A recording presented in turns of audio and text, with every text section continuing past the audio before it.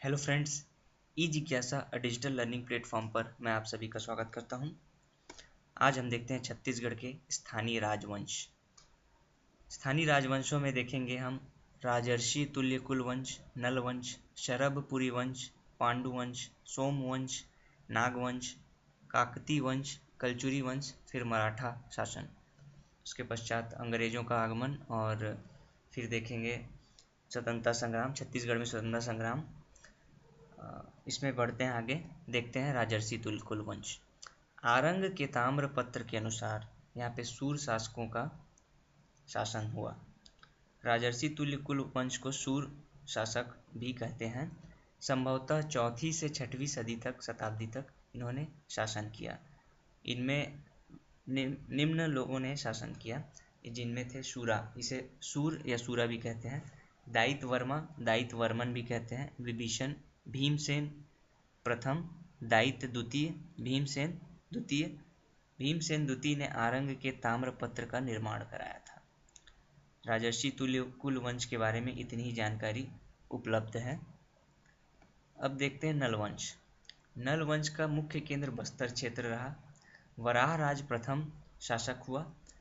इनके 4 उत्कीर्ण लेख प्राप्त हैं। नलवंश के 4 उत्कीर्ण लेख 2 उड़ीसा राज्य की सीमा में तथा एक अमरावती तथा एक रायपुर में प्राप्त हुए।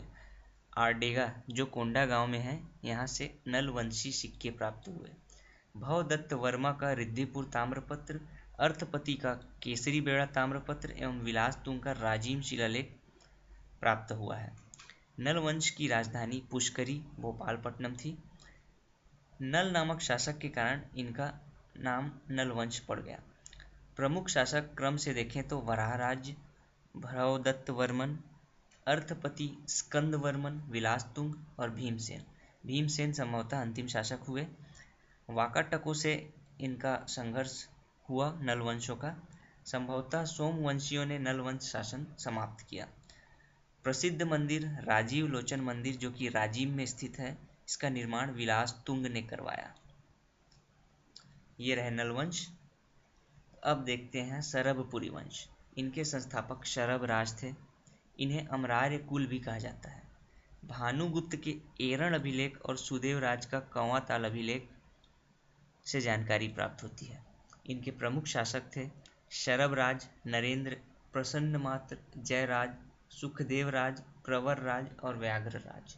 व्याघ्र राज अंतिम शासक हुए। प्रसन्नमात्र ने प्रसन्नपुर नगर की स्थापना की तथा स्वर्ण एवं चांदी के पानी चढ़े सिक्के चलवाए। ये रहे शरभपुरी वंश।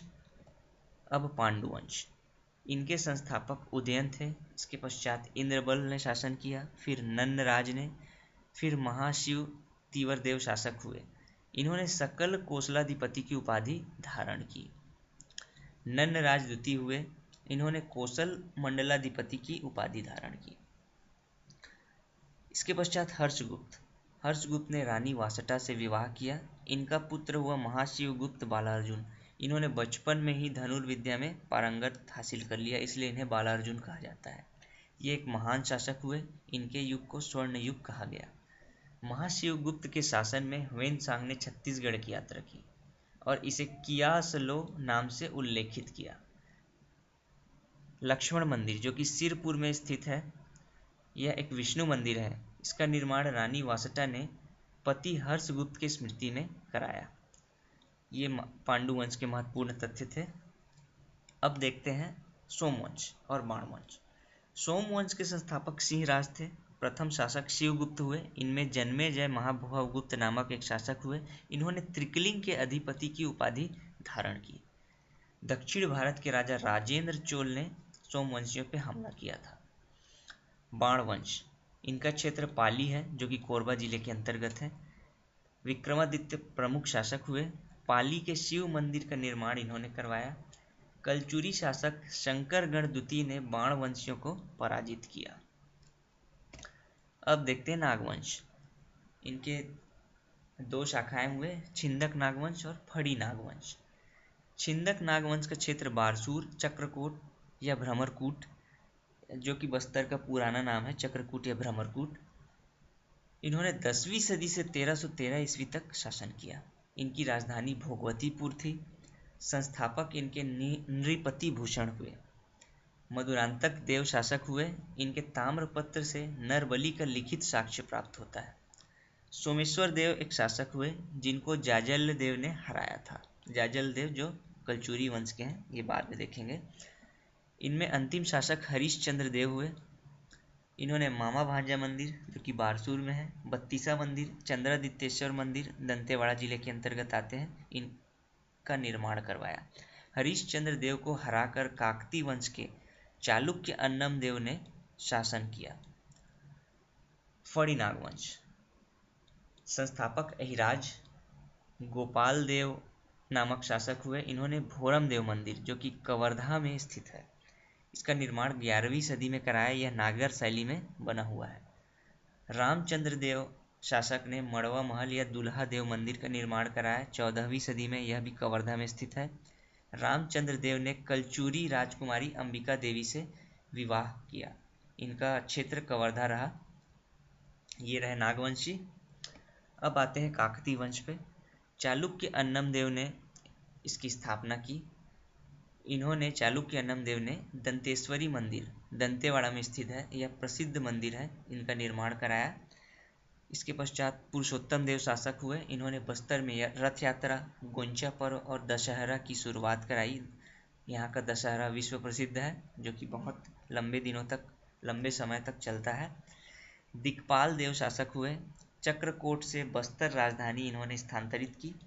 अजमेर सिंह के शासन में हलबा विद्रोह हुआ 1774 में। महिपाल देव के शासन के समय परलकोट विद्रोह हुआ 1885 में।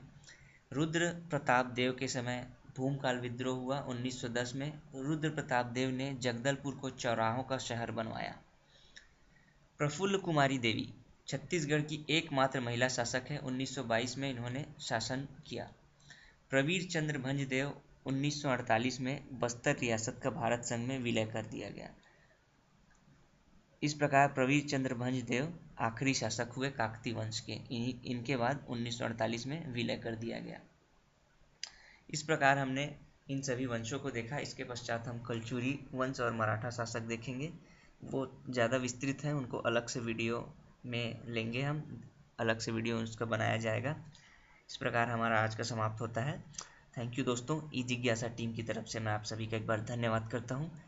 आप अपने मेल, सुझाव, क्वेश्चंस, डाउट ejigyasa@gmail.com पर सेंड कर सकते हैं। हमारा फेसबुक पेज है ई जिज्ञासा, इस पे कमेंट्स करें, इसे अधिक से अधिक शेयर करें, सब्सक्राइब करें ताकि अधिक से अधिक लोगों तक पहुँचे। हमें ट्वीट करने के लिए आप जाएँ @e_जिज्ञासा पर, और ये सारे इन्फॉर्मेशंस और वीडियो डायरेक्ट अवेलेबल है हमारे वेबसाइट पर www.ejigyasa.blogspot.in। आपके सुझाव, डाउट्स, क्वेश्चंस का हमें बेसब्री से इंतज़ार रहेगा दोस्तों। धन्यवाद दोस्तों।